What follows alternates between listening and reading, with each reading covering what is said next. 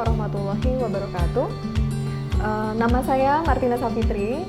Di sini saya akan menyampaikan mata kuliah Sejarah Indonesia Masa Kolonial. Seperti yang sudah saya sampaikan pada pertemuan-pertemuan sebelumnya, Sejarah Indonesia Masa Kolonial adalah mata kuliah yang menyoroti tentang bukan hanya secara periodisasi Indonesia ketika dijajah masa kolonial, tapi juga penyampaian tentang peristiwa tematik-tematik yang menarik pada masa kolonial itu juga penting disampaikan. Nah, salah satunya yang sangat relevan yang terjadi saat ini adalah wabah. Saat ini kita berada pada masa pandemi atau wabah yang disebabkan oleh virus corona dan penyakit COVID-19.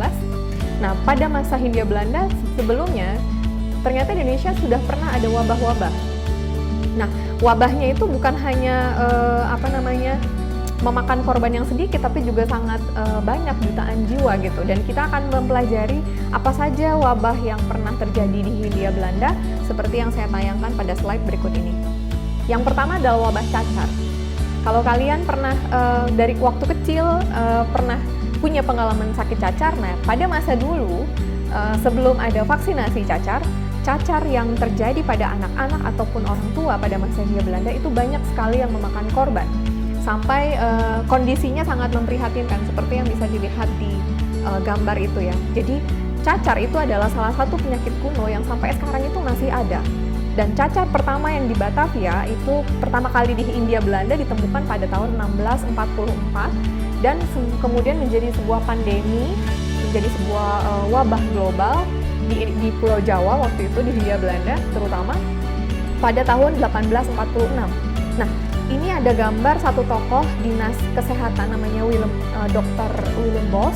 Dia adalah orang yang concern untuk melakukan penanggulangan penyakit cacar ini dengan mengusulkan untuk melakukan karantina, membangun barak, menyuplai makanan, obat-obatan, dan uang kepada para korban. Tapi kemudian ditolak oleh pemerintah Hindia Belanda. Kemudian karena fasilitasi dia mengusulkan untuk menawarkan fasilitasi ditolak negara, akhirnya dia mengusulkan untuk membuka sekolah dokter aja gitu.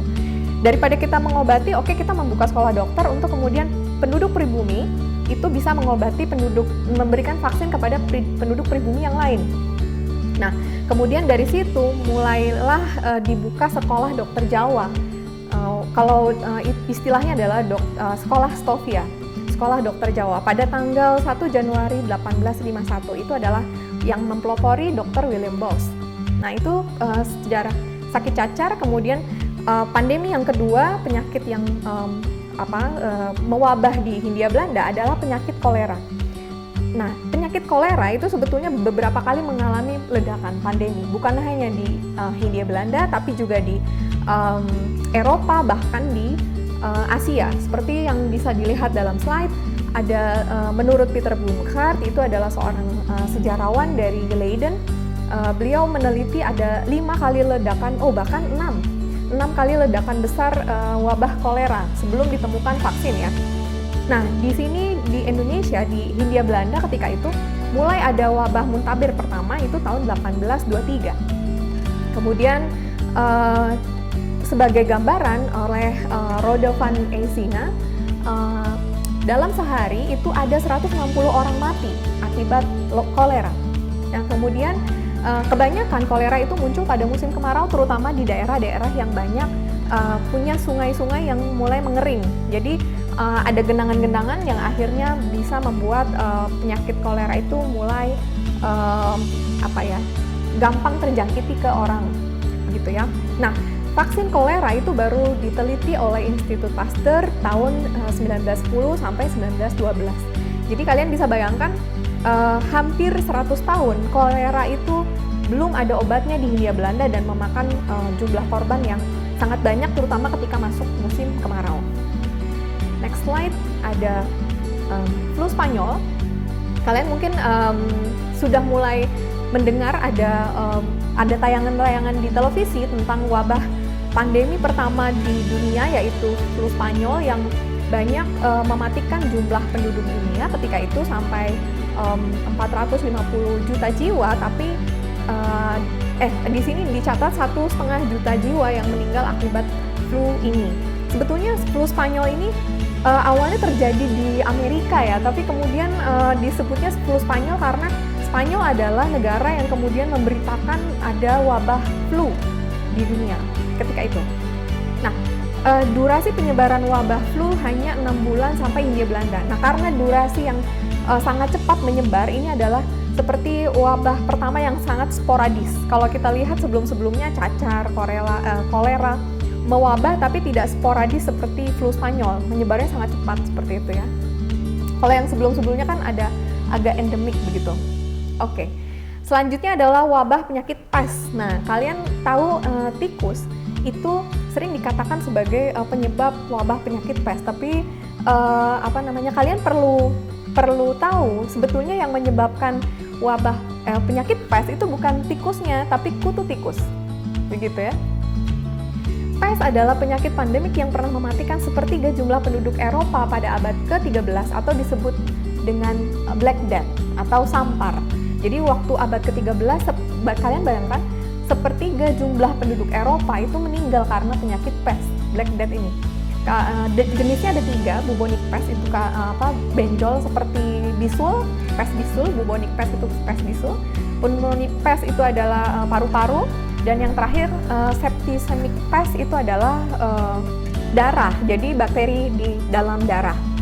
Bakteri pesnya di dalam darah. Hindia Belanda pertama kali mewabah penyakit pes ada di Malang 1911 dan kemudian menyebar sampai ke seluruh hampir wilayah Jawa itu dengan 3 kali fase. Fase pertama itu di wilayah Indonesia Jawa bagian timur, fase kedua di Jawa bagian tengah, dan fase ketiga banyak di Jawa bagian barat. Nah, banyak cara untuk melawan penyakit pes, salah satunya dilakukan oleh penduduk pribumi yang banyak berobat ke dukun atau juga orang pintar atau juga kepada kiai. Seperti kalau ini kasus yang saya pernah teliti di Semarang, di Ungaran, itu ada satu guru atau ulama yang dipercaya banyak orang untuk bisa menyembuhkan pasien pes, namanya Guru Gusti. Kemudian ada wabah penyakit pes yang muncul di Jogja dan oleh Kesultanan ketika itu untuk menolak bala dilakukanlah ritual mubeng benteng dengan membawa bendera Kiai Tunggul Wulung dan Kiai Pare Anom yang dipercaya ketika itu menolak wabah penyakit pes yang melanda di Yogyakarta. Kemudian juga cara untuk melawan penyakit pes, ada edaran siapa yang membunuh tikus dan membawa ekornya itu akan mendapat imbalan. Nah, yang menjadi menarik adalah di koran lokal yang saya pernah temukan, jadi ada orang yang ketika ketemu tikus buntutnya dipotong, tapi tikusnya dibiarkan pergi. Dan mereka mungkin berharap kalau buntut tikus itu akan muncul lagi seperti buntut cicak ya. Jadi tikusnya dibiarkan pergi, tapi buntut tikusnya itu dibawa untuk kemudian ditukarkan dengan uang. Itu menjadi satu hal yang menarik. Nah, ini adalah upaya yang dilakukan oleh pemerintah pusat dengan membentuk biro khusus penanganan wabah penyakit pes. Yang dilakukan adalah evakuasi, isolasi atau karantina, dan warning verbetering atau usaha perbaikan rumah.